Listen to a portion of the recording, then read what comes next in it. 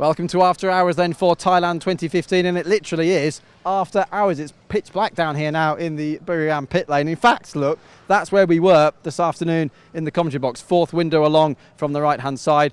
Don't know about you, are you out of breath yet?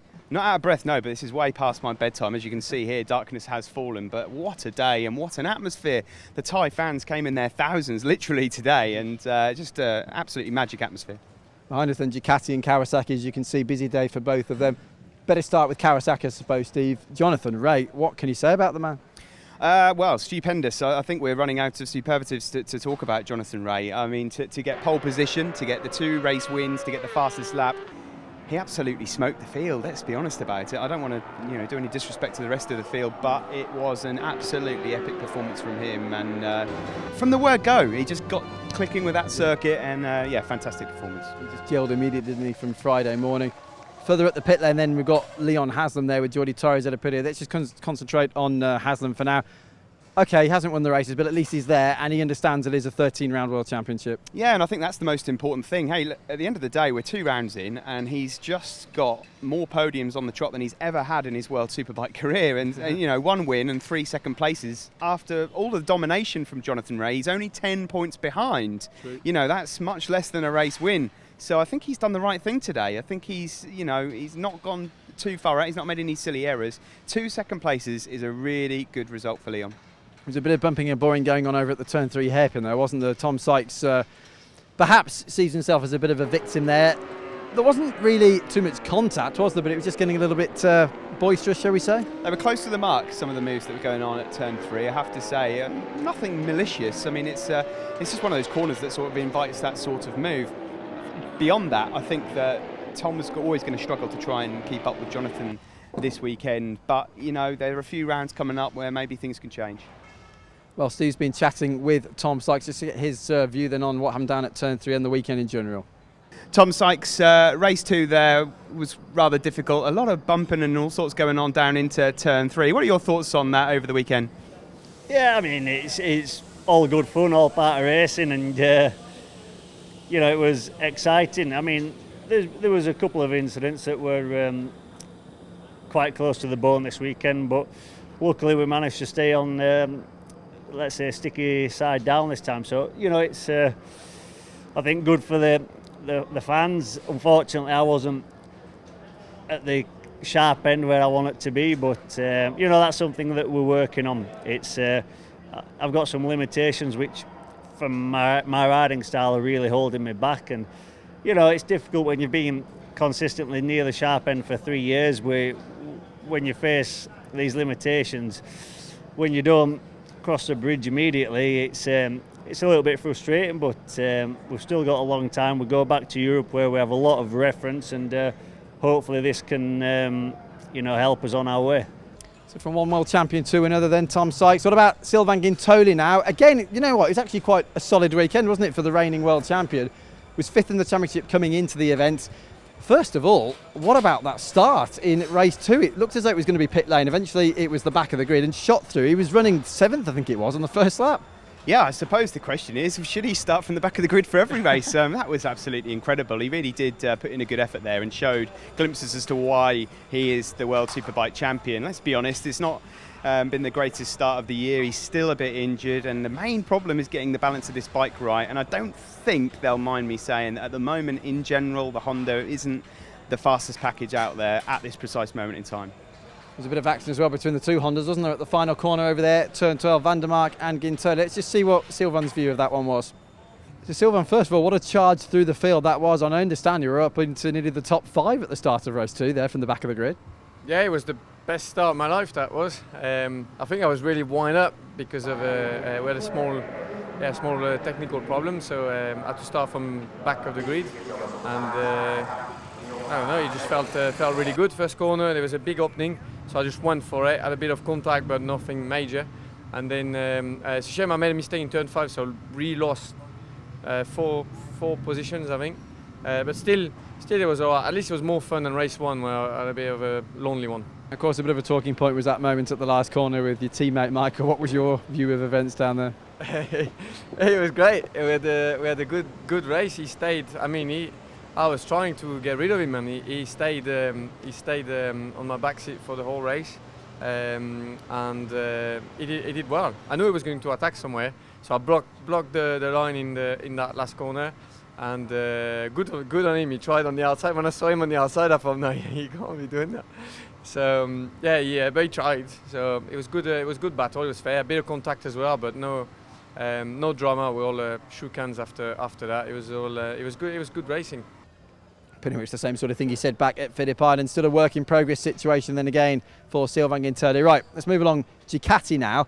Quite a lot of news has come out post-race, hasn't it? Let's talk about the race first of all. Chaz Davies, we'll have a look at a chat with himself and you in a minute.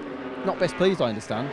It's probably the understatement of the century. I mean, obviously after that positive start at Phillip Island, they came here hoping to get another couple of podiums, but from the word go, they've had trouble, and it's all about that front end. And I don't know, it's a tough one. They're going to a few circuits now, which I suppose are going to help out, but this is not the weekend that Chaz wanted after such a superb start at Phillip Island. We've heard, of course, that Troy Bellis as well will be saying goodbye, we think, forever this time. Of course, there's a hint of sadness there, I suppose, Steve, but as Troy said himself, he didn't have anything to prove, did he? He didn't know, and I think it takes guts, you know. In this position, he had the option to probably go on to Aragon and Assen, and it takes guts to be at this stage and say, you know what, I've had some fun, I've been there, I've done it, and now let's move on. At the end of the day, I don't think it would have necessarily got worse. He might be doing himself a disservice there, but you know, he's made his comeback, and so he's going to let somebody else have a go on it now. And of course, you know, we're all looking forward to Davide getting back as well. Let's not forget about him, because he's a superb rider, and we're about to go to a circuit where he was really quick. So gutted for him, and I'm gutted to see finally the end of Troy Bayliss. I mean, he says it's for real this time. You never know, but Let's have a listen then to the latest from down here at Ducati. Chaz Davies, a very frustrating weekend for you here in Thailand. The front end problems really started on Friday, but they just didn't go away.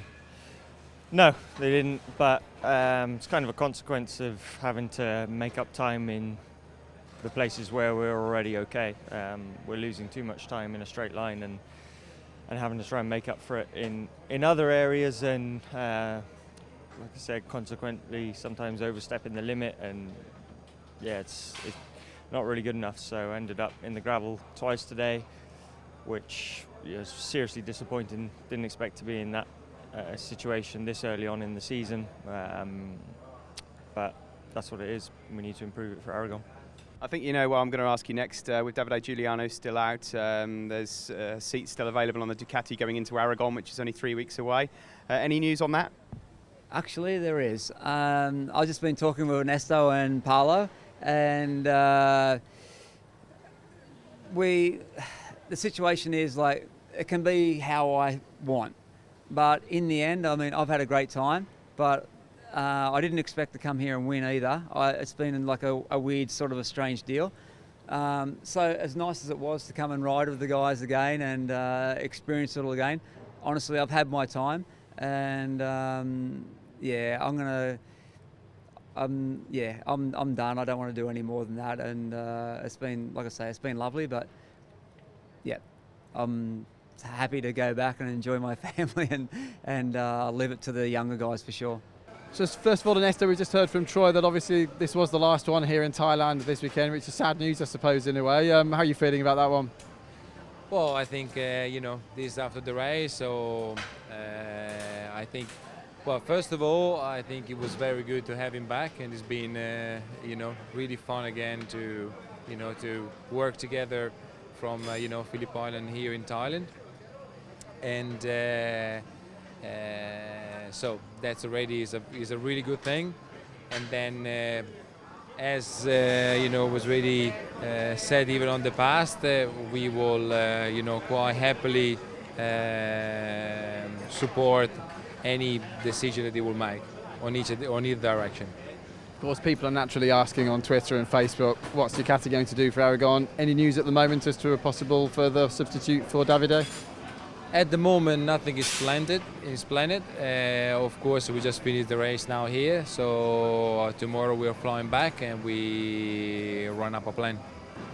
So that's it then, the first ever Chang Tai round is completed. It really was a remarkable one, and I certainly will remember this one for a very long time. It was a very, very special day for many reasons, not least for the Thai crowd here. And I think, Steve, we both agree when it comes to this one, perhaps the most memorable moment, certainly for us up in the commentary box, wasn't during the World Superbike races, it was World Super Sport, wasn't it?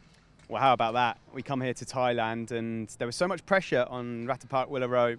This was just insane. Even I didn't imagine this happening, and the crowd went crazy as well. I think it will be the big memory for me, as well as Jonathan Ray's outstanding performances, Ratapark Willaroot's win and the crowd's reaction here on his homeland. His first ever World Championship win as well, and Honda's 100. Crazy stuff. Yeah, remarkable stuff. That grandstand was absolutely full of people. Some people saying there wouldn't be much of a crowd here. I'm afraid they got that completely wrong. It was a massive, massive crowd here today. It really has been a special debut for Thailand in World Superbike, particularly in World Super Sports.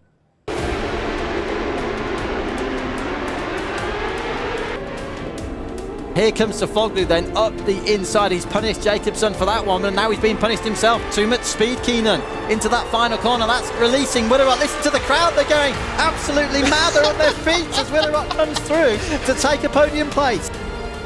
And he's looking back. He's got a problem. Cluzel is in trouble. He's out of the race. Jules Cluzel has got a major problem. He can't believe